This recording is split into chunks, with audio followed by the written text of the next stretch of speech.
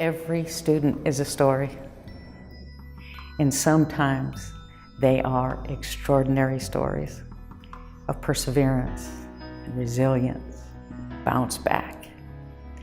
Bobbie Thomas is such a student, coming back to school in her 60s after raising a family and dealing with health issues and family issues and financial issues like many of our students do on occasion. She had that dream in her heart to finish her degree, and nothing was going to stop her.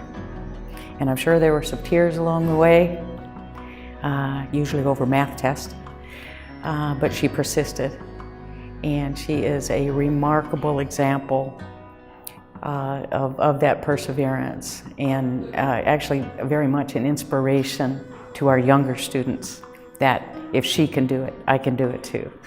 The adversity that Babatunde encountered was that he was in Nigeria and then he moved to the States, and he had completed much of his work in Nigeria and really had to begin from scratch. In Babatunde's fashion, he dug deep down inside and looked at it as a challenge and really looked at it as an opportunity. But he said that when he met the faculty at Mountain View, that he knew there was a reason that it happened, and he feels fortunate. I don't know that there's anything that could ever stop him from succeeding or reaching for some goal. He's an amazing human being. I would say, as much as it is teacher-student, I think that it goes much deeper than that, and I would say that we're more like family. I miss him. Yeah, like I said, this is the best job going, man. The best job. Now we got to look, the next group's coming in, a new group's coming in, and it's going to be helping them to find who they are and help them to reach their goals and dreams, and man, it's great. I had a student come to me, ask me, can his friend come and watch some of our students in our welding program? And I said, sure, let him come on in. Man, he says, do you think that I might could get registered into the program? I said, sure, go up and fill out an application.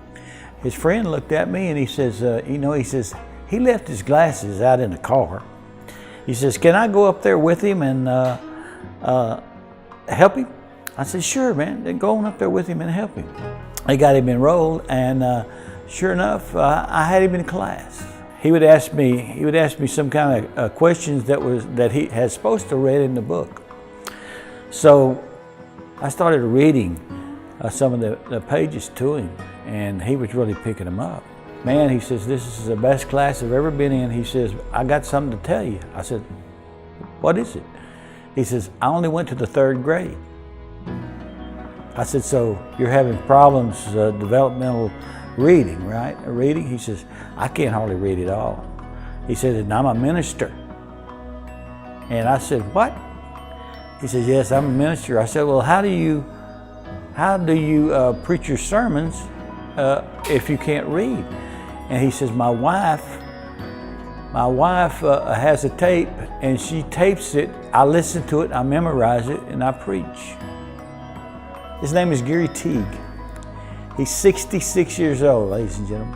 66 years old, and didn't know how to read. So what we did for him is we built his skills up to where he wants to take GED now. He wants to take developmental courses. I nearly had tears in my eyes come graduation because he got his first certificate that he ever had in his whole life. He walked across the stage, got his certificate, big old smile. His wife's in the audience. All the people that he preaches to was in the audience, giving him a big old applause. And now he's doing his own business in his garage on his own time, making his own money, and he's not missing a course. If that don't give a little chill in your heart or a little tear in your eye or make you proud, we need to open you up and look in your heart, because I'm going to tell you something. It was all I could do to keep from bawling. And that's what makes us Mountain View proud.